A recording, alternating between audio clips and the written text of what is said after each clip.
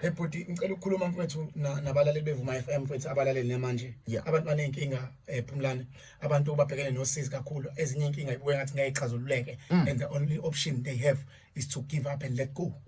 Ngithi mina let's go and let God. So ungathi let's go let go of God, but let's go and let God. Siyalela kuNkulunkulu. Now mfowethu kunomuntu oyibuzayo ukuthi ke njengoba uthi Scelo angagive up sengikwenze konke ngenza njani. Ngicela ukukufanisa nesihlahla mlaleli wevuma FM. Ngifunda into eningi esihlahleni mfowethu. Isihlahla sinento eyodwa. Sine success. Isuccess esihlahla ukuma kwiposition. Ayikho into edlula ukuma kwiposition. Because on your position that's where your success is. Ngidayisa incwadi mfowethu. Abantu bengibathumelela incwadi ngisebenzisa ipost ngisebenzisa icourier ubathumelela incwadi. Kuyenzeka umuntu ngimthumelela incwadi mfowethu ngifaka iaddress yakhe.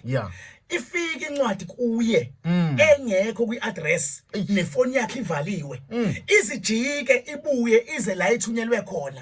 Uma seyafona afone ediniwe iphasela lamliphi hey incwadi yami kade ngiyilindile ngisho kalula ngithi bewukuphi ngalenkathi ifika hayi bengingekho bengisemsebenzini okay ubungekho kwiposition inetwork noma iconnection yakho nefoni bekwenze njani hayi bengiyivalile ifoni ngithi mina izinto zakho ifikile la ekade ifanele ifike khona washawa into eyodwa ubungekho kwiposition neconnection yakho nomuntu okuthumelayo nozodeliver incwadi ubengekho manje isihlahla mfowethu isuccess yayo it based kwiposition. We are bound to go through all the seasons in life. The most painful season that's isihlahla engabhekana naso is winter. Ngoba kwi-winter isihlahla sishiwa amahlamvu namagatsha ayaqathaka mfowethu ngoba every time when comes the storm istorm sokuvezela ukuthi who are there for you genuinely. Angaze ngisibone isihlahla mesishiwa amahlamvu sisuka kwiposition siyoncenga amahlamvu sithi musana ukungishiya abafethu ngiyandinga kodwa isihlahla sithi hayi man ngaphila labantu bengekho ngaphila labantu bekhona yini ezongivimba ukuthi ngiphile noma sebehambile hayi man abahambayo mina ngizosala ngiyincenga lana ngoba nawo lamahlamvu angishiyayo bengingabenefit ilutho kuwo ngoba yiwe kade zuza kumina ezeshayina ebe green nje ezesitha ngisho imomentum yami ingenxa yokuthi vele njengoba bencike kumina bazongcela amanzi mase be right baqatha ke bengishiye kunabantu abashiyayo empelweni size sibuza yazi Phumlane kunomuntu oyibuzayo uNkulunkulu kanti why ungangiphenduli kanti kulesi sikhathi seyinkinga lesikhathi uNkulunkulu angakuphenduli ngaso ufuna ukuvezela abantu ama true colors zabo ukuze mhlazane seza nempendulo wazi ukuthi ngale nkathi uhlupheka bewulambe nobani ukuze mawusubusiswa ngesinkwa wazi uzosihlephula nobani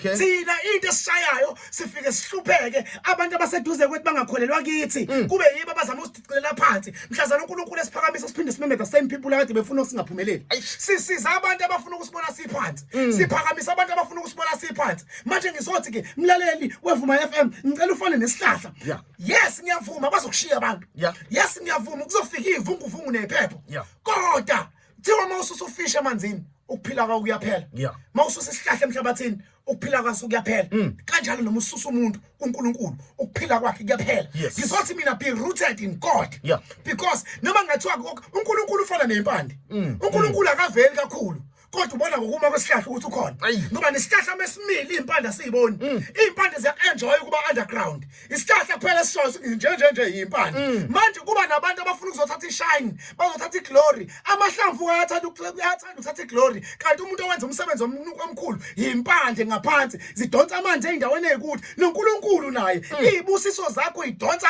lapha yayijuleni emfihlakalweni mase kufika abantu sewuphumelela abafuna ukuzothi uMphumlane unje yimina ingakho ngibuye ngithi ngiyambonga umuntu owangisiza ngokungangisize ngoba kuba angisiza ngabe ngisosizini wake wasiza umuntu uhluphekile mase right umuzwe memezela nimbone ikhuluma kovuma wasizwa yimina kanti wayengakusiza ngoba ekusiza wayefuna ukufaka ejele lo sizo lakho ukuze ube uhlala usosizini ingakho ngithi fana nesihlahla noma ivunguvuku ifika bakushiya abantu izimo ifika kodwa ke nathi engivala ngayo never die during your winter season because your summer season is coming. Ihlahla eziningi eziwe ngewinter ziya regret mayibona isama ifika kusama ezinye ihlahla ngoba ziyayibuza ukuthi ukuba ngivuma ngokusuka kwiposition ngabe nami ukukhala ke sikusizinyama ngoba nje Phumlane isizini yamango ngeke ngithi izihlahla ezithela umango zingacabanga ukuthi lezi izihlahla zama-orange engatheli ziyiwula. Isihlahla samango asingaphakami ngoba sinama-fruit kanti akakabi isizini yama-orange. Manje njengoba kuyisizini yamango ushaka nobani ama-fruit akho ngoba sofika isizini sama-orange izofika isikhathi sama-orange nawe ungasatheli uzodinga ukudla ama-fruit alaba kuyisizini yabo. Usicela uma ephumelela angabaphakameli abantu abangakaphumeleli ngoba izophela isizini yempumelelo ngoba we are bound to go through all season. Izoba khona isizini yokubusa, izoba khona isizini yokunethezeka, kodwa ngesizini yokubusa share nabantu mhlazane kuphela isizini yakho yokubusa ungalambi ngoba uNkulunkulu uzovusa abanye. So ngizosho njalo ukuthi impumelelo ikhona kodwa izodetermine ukuthi where is your position.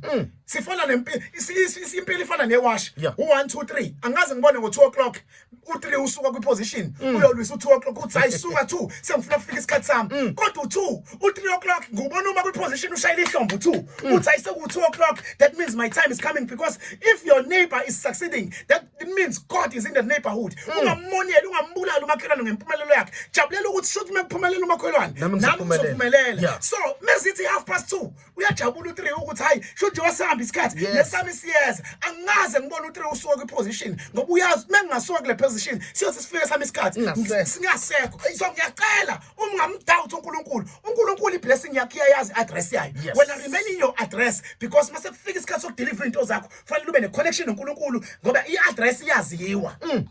Lokho ngifuna ukusho namhlanje ungagive up, keep striving, you will surely succeed.